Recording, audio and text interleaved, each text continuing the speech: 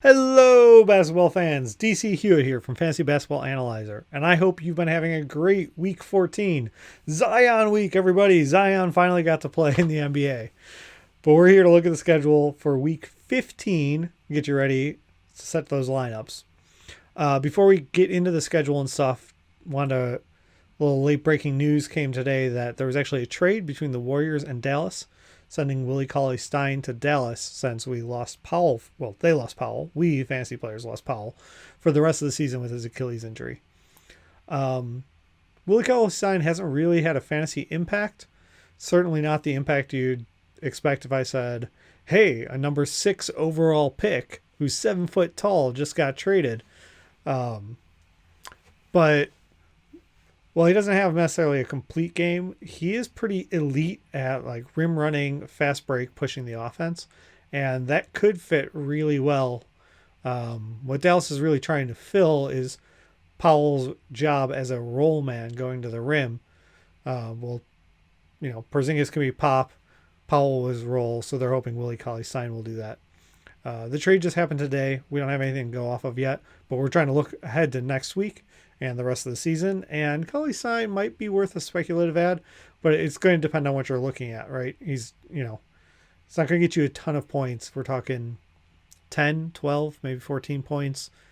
But I could see it being like 12 points, 8.5 rebounds, 2 blocks or something like that. Maybe 2 blocks is a little ambitious, 1.5 blocks a game. But I mean, that would be solid. I could see that happening. So depending on what you're looking for, you might want to look at your waiver wire for Willie. Beyond that, the other news, obviously, Zion got to play, which makes me really want to start the show with, but first beer. But he's got such a young career. I didn't want us to saddle him with a nickname until we really got to see him go. So I'm going to just nominate a couple of beers. And then maybe Zion will get his own little episode where we can kind of hash it out as fans. So first up is one of my favorite beers, Hop Slam. The light's not really working for it. Because clearly he's got hops. He knows he can go up and get that ball, even coming off the leg injury, and he can slam it down. So it's fitting, but Hop Slam doesn't necessarily roll off the tongue as the name. Like the Hop Slam, I'm not sure. The other nice thing about it, though, is it's a seasonal beer that just came out, and Zion just finally got to join the league. So it's a little fitting that way. More satisfying as a nickname would be the Jackhammer. Jackhammer by Brewdog, which they call a ruthless India Pale Ale, which is pretty fun to say, and obviously it's just a bit more fitting as a nickname. But I'm opening up the floor. Go ahead in the comments and other beer-centered nicknames for Zion. Let's open it up, and then we can kind of circle back to this once we get to see a little more of his play. Enough fun and games. Let's go ahead and look over at the schedule. So for Week 15, most of the teams are playing 3 games. The problem teams are the 2 games, Indiana, Minnesota, Orlando. And we've got a handful of 4-game teams. Overall, they're not like the best teams for fantasy, which makes it a little unappealing. So this might be the week where strength of schedule really kind of matters, because you're not only comparing three games to 4, you're also saying, all right, are those 4 games really good? Where can I, 3 versus 4? So let's go ahead and flip over, look at our pace of play and defensive rankings.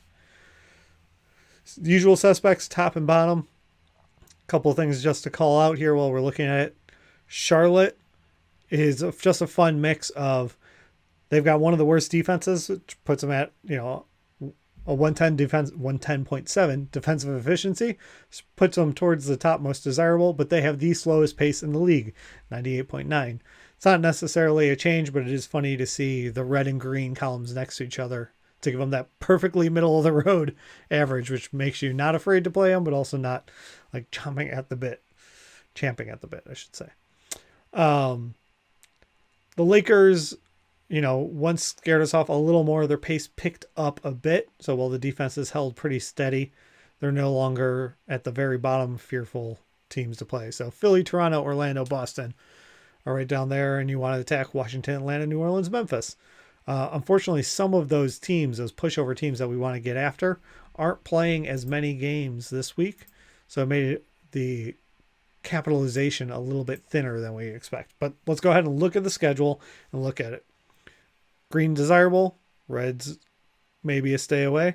Obviously, none of this is to say, yeah, actually stay away. They're not touchable. But there are some things to look at. So Orlando is probably sit your guys. They play 2 games. Generally, my advice, especially in weekly lock leagues, are sit your guys. But Orlando has 2 games, and they're both against Miami, who's got a solid defense. They're not highlighted in red because they don't quite meet our strictest standards of our stay away games, but they are solid unless you've got maybe. And Orlando doesn't really have that guy. Miami has the guy of like Kelly Olynyk, but that 3-point shooter down in the corner, that 2-3 zone kind of leaves that open. But Orlando's not really in a mood built in a way to exploit that. So Orlando only plays Miami with their 2 games, which means Miami also with 3 games doesn't have that awesome of a schedule. They play Orlando twice and they have to play Boston. So they're all teams that are negative matchups. So while they've got 3 games and maybe you got to play those guys, I wouldn't be too excited hoping for like a sky high turnout. Indiana 2 games, Minnesota 2 games. I think you probably said everyone. Miles Turner hasn't been doing amazing. If you need blocks and steals, Miles Turner's been doing really well, and there's a good chance that honestly, I'm taking that back. He's been averaging like a block and a half and a steal and a half over the last couple weeks. So that's awesome. But at 2 games, we're still only talking about you getting 3 blocks and 3 steals from him. I think you got someone else that you can pick up and plug in. Karl Anthony Towns is back, so maybe you're excited. Maybe you're sick of waiting and you want to play him, but I just don't see it with 2 games. I think you got better options. All right, enough about that. You can go ahead and look at some of these 3-game teams and then kind of figure that out, and that's why I wanted to bring up. So Atlanta's got 3 games. Most teams have 3 games, so it's not like a complete stay away. But Toronto, Philly, Dallas, you're not necessarily excited about those matchups. Trey will be Trey. I don't think you really sit him down when there's 3-game week, but there are some things that you have to consider there. Chicago doesn't have the best week with 4 games. So Lauri Markkanen's also out now. So they truly are the walking wounded. They've just lost all of their bigs. So Thaddeus Young's probably worth a pickup if you're looking at it. He's going to be starting in his place. Thaddeus hasn't lit it up this season.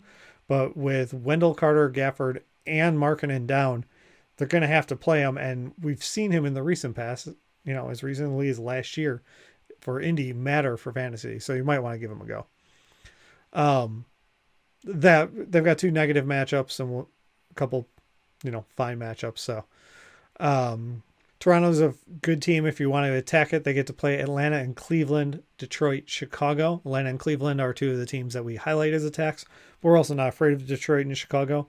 So they should have a really plus matchup. They've got 4 games. There's going to be some opportunities for some waiver streaming. In fact, they play 4 games in 3 nights to end the season, to end the week, with Cleveland, Detroit, Chicago, Thursday through Sunday. So with that, let's actually jump over from the strength of schedule. You can pause it here if you want to keep looking at it, rewatch the video. I'll include a link so you can get to this on your own time when you set your lineups. But let's jump over to the back-to-back spreadsheet and take a look here. So I've highlighted everyone with back-to-backs. Clippers don't have a back-to-back, so we don't have to worry about them. Memphis does have a back-to-back, so maybe they give Ja some rest against the Knicks. Maybe not. But it's something to look for. New Orleans doesn't have any back-to-backs. They're playing 3 games, and I only mentioned that because now with Zion back, I don't think they're playing him on any back-to-backs, especially with the weird minute rotation that they've got with Zion. So I'm going to try and start focusing on that and reminding you guys as the owners when I call it out. So anyway, I talked about Toronto. They end the week with 3 games and 4 nights. They've got that Cleveland, Detroit, Chicago back-to-back. So that's going to be really good for fantasy streaming. The other team with that is Denver. Utah, Milwaukee, Detroit. Utah has a slow pace of play. Milwaukee's got the fast pace, so even though they got good defense, you don't worry about it. And Detroit's pretty neutral, so you're happy to attack it. So if you're looking to pick someone up and kind of stream, those are the 2 teams that I'd really be checking your waiver, see if there's a player out there that fits your need to roll them out there.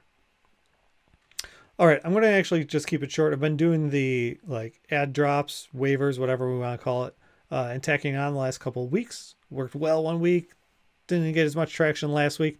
So I think I'm going to fire off my own waiver video. And if I do, I'll link it here, ding. But so far I haven't made it. So when I do this now, it's going to be empty. But if I put this video out today and get the waivers out tomorrow, I can come back and link this. I still want to provide that advice, but I also want to keep the videos in a manageable bite-size amount so that people are watching and subscribing, because I'm trying to grow the channel so I can put even more time into this, keep giving you guys more fantasy advice. So thanks for watching. Hit like, hit subscribe. Please leave a comment. Remember, nominate a beer of your choice that you think fits Zion's game. I've nominated both the Jackhammer and the Hop Slam Ale, but I'm open to anything. So put some names out there. It also gives me something to go try with some new beers. And then maybe we cycle back in like a week or two after we've got some more game film from Zion and do a Zion-centric fantasy prospect video. Because I've got some thoughts, but I don't want to be a little too hot takey. All right. Thanks for watching. Have a good week, everybody.